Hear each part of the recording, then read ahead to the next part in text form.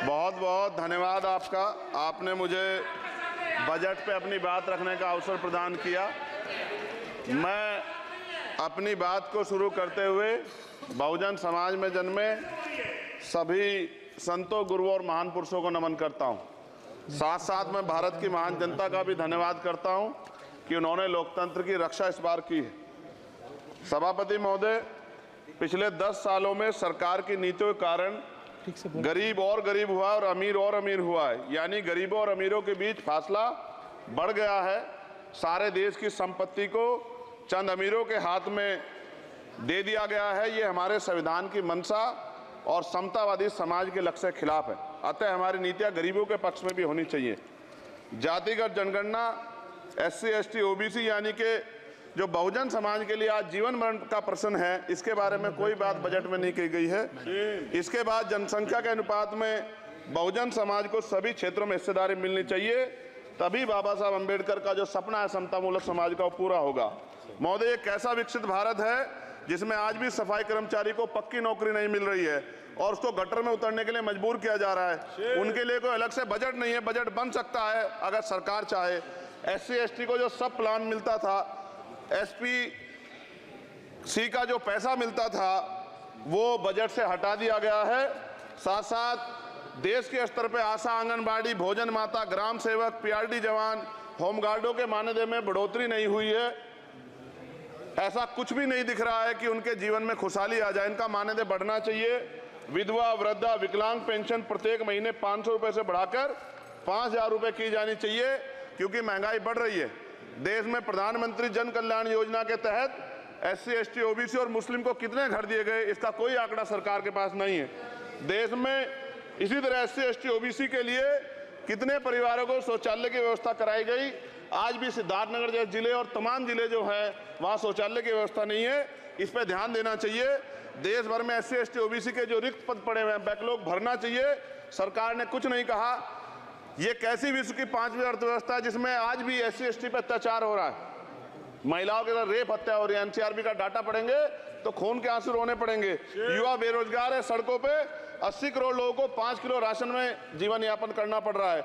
जो budget SC, ST को मिलता है, मेरे दाएं तरफ जो साथी बैठे उनको बुरा लगेगा, कर्नाटक में 14,732 करोड़ रुपए इन्होंने दूसरी योजना में लगा दिए और मध्य प्रदेश में आपने 95 करोड़ रुपए जो है दूसरे बजट में लगा दिए। हमारा जो मिलता है उसको तो मत छीनो भाई। MSP की लीगल गारंटी कोई बात नहीं हुई है। किसानों को जो 6,000 रुपए मिलते हैं उसको बढ़ा के 12,000 रुपए करना चाहिए और फसल बीमा जो है उसका सारा प्रीमियम सरकार भरे, किसानों पर बोझ ना लगे। रिजर्वेशन प्रमोशन में लागू नहीं किया गया, पुरानी पेंशन को बहाल नहीं किया गया, इस पर चर्चा नहीं हुई।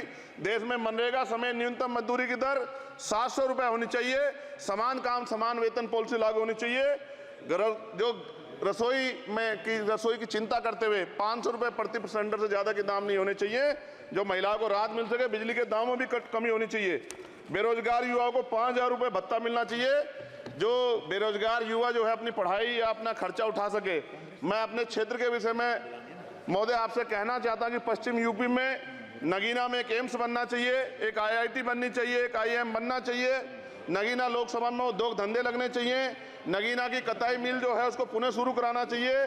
RRTC जो योजना है सरकार की, उसको मेरठ से आगे बढ़ाकर मुजफ्फरनगर, सहारनपुर से नजीबाबाद नगीना होते हुए उसको नगीना तक ले जाना चाहिए। साथ साथ नजीबाबाद से मुंबई के लिए एक ट्रेन चलनी चाहिए और नगीना, श्योरा, किरतपुर में रेलवे के ओवरब्रिज बनने चाहिए। सभापति महोदय, सामाजिक न्याय मंत्रालय को 13,000 करोड़ रुपए दिए गए और जनजाति कार्य मंत्रालय को 13,000 करोड़ रुपए दिए, कुल 26,000 करोड़ रुपए, जो कुल बजट 48.20 लाख का लगभग 0.54% है। जबकि हमारी संख्या 25% से ज्यादा SC, ST की और बहुजन समाज की मिलाओगे तो 85% से ज्यादा है।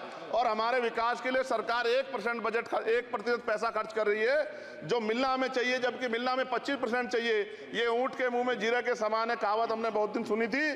पिछले लंबे समय से हमारे साथ धोखा हो रहा है, लेकिन अब ये नहीं चलेगा। चंद लोगों की तराजू से देश के संसाधन नहीं बटेंगे। इस देश का बहुजन समाज बर्दाश्त नहीं करेगा। संसाधन का बंटवारा संख्या के आधार पे होगा। माननीय काशीराम साहब नारा लगाए थे, ना तो वोट हमारा राज तुम्हारा चलेगा, और आज हम कह रहे हैं ना ही वोट हमारा और नोट तुम्हारा चलेगा। इस बात का भी ध्यान जो है सरकारों को देना पड़ेगा। आपके माध्यम से सरकार से मेरी एक मांग है, सरकार इस योजना का लाभ भी अपने आप ले ले, सरह भी ले ले। कि 1 लाख रुपए सालाना बहुजन समाज के अत्यंत गरीब परिवारों को दे।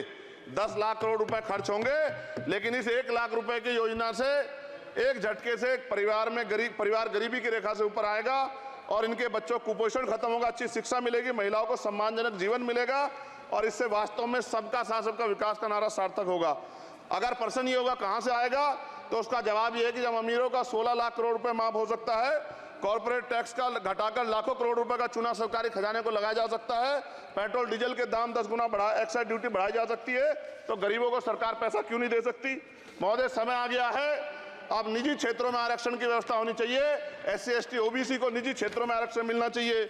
और मेरी आपसे ये भी मांग है, क्योंकि अब समय की मांग है और देश तेजी से आगे बढ़ रहा है, तो मैं कहूंगा कि सरकार का जो सबका साथ सबका विकास का नारा लगभग वो असत्य महसूस होता है, क्योंकि अल्पसंख्यकों में मुसलमानों, जैनों, सिखों, बुद्धिस्टों के लिए कुछ दिख नहीं रहा, उनकी कल्याण कोई योजना नहीं है। मदरसों को जो बजट मिलता था वो कम कर दिया गया है। आर्थिक तंगी से लोग मर रहे हैं। इंटर्नशिप की बात हुई है, परमानेंट रोजगार नहीं है।